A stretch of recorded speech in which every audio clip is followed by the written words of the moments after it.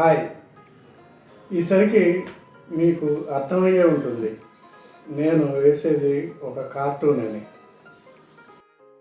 కార్టూన్లు అంటే నచ్చని వారు ఎవరూ ఉండరు. మనందరం రోజు పత్రికల్లో, ఇంటర్నెట్లో కార్టూన్లు చూస్తూనే ఉంటాం. చూడగానే మన మొహం మీద ఒక చిరునవ్వు వెలుస్తుంది. ఆ కార్టూన్ ఎవరు వేశారో అనే పేరు కోసం వెతుకుతాం. మనలో చాలామందికి కార్టూన్లు ఎలా వేస్తారో తెలుసుకోవాలని ఉంటుంది. కొందరికి ఈ కార్టూన్లు నేర్చుకోవాలనే ఉంటుంది.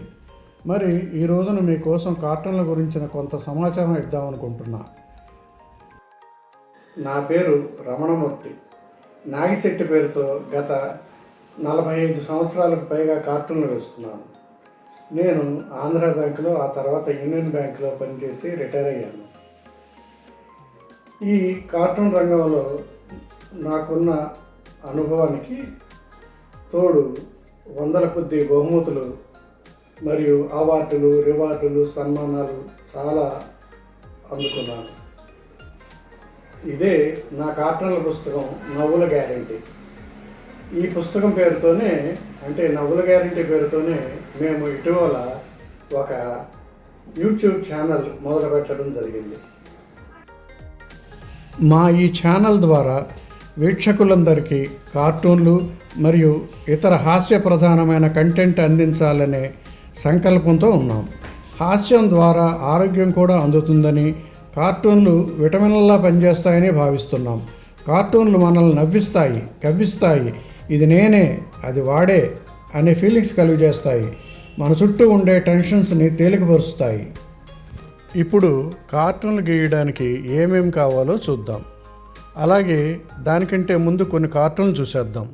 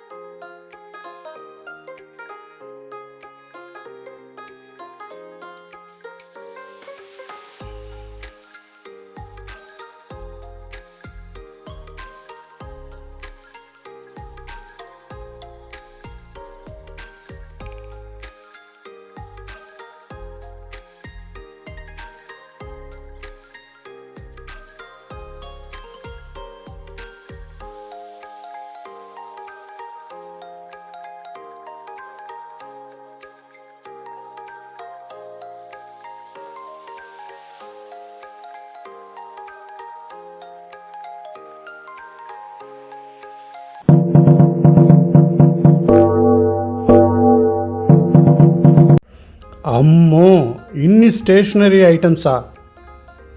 కానీ భయపడకండి, ఇవేమీ మనకు అవసరం లేదు.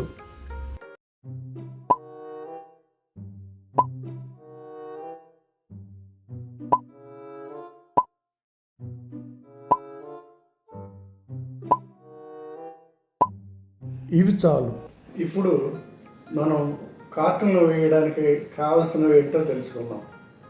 మొట్టమొదటగా మీకు తెలిసిన విషయాలని కార్టూన్ రూపంలోకి కన్వర్ట్ చేసే తెలివితేటలతో ఒక బ్రెయిన్ కావాలి.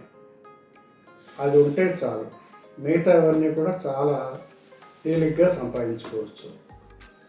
ఆ తర్వాత మనకి ఒక్క మామూలు పెన్సిల్ ఉంటే సరిపోతుంది, ఎటువంటి పెన్సిల్ అయినా పర్వాలేదు.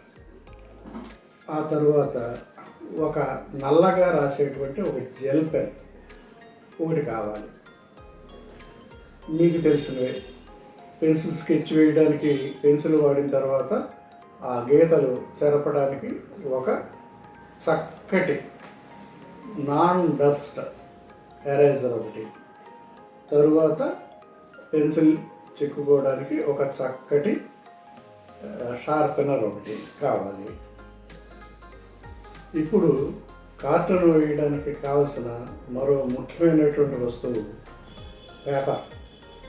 ఇది క్వాలిటీ ఎంత బాగుంటే మనం రాసేటప్పుడు కార్టూన్ అంత బాగా వస్తుంది.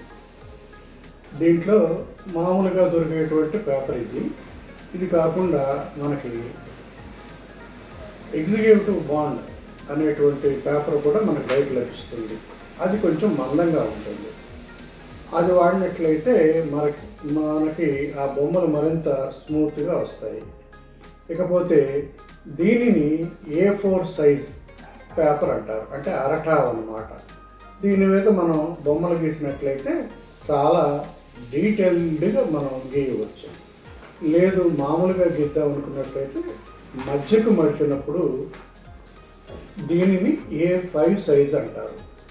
6/4 అంగుళాల్లో కానీ 7/5 అంగుళాల్లో కానీ మనం దీని మీద కార్టూన్ వేయవచ్చు. కార్టూన్లు గీయడం అనేటువంటిది ఆషామాషి విషయం కాదు, అలాగని మనకి చాలా కష్టమైన విషయం కాదు. చక్కటి ఇంట్రెస్ట్ కనుక మీకు ఉన్నట్లయితే, ఎంతో కొంత డ్రాయింగ్ స్కిల్స్ ఉన్నట్టయితే మంచి కార్టూనిస్టులు అవ్వడానికి అవకాశం ఉంది. అయితే దీనికి కావాల్సిన మీకు కేవలం స్టేషనరీ గురించి మాత్రమే ఇప్పటివరకు చెప్పడం జరిగింది. కార్టూన్లు అనేది ఒక సముద్రం లాంటిది, నేర్చుకున్న కొద్దీ ఇంకా మిగిలే ఉంటుంది.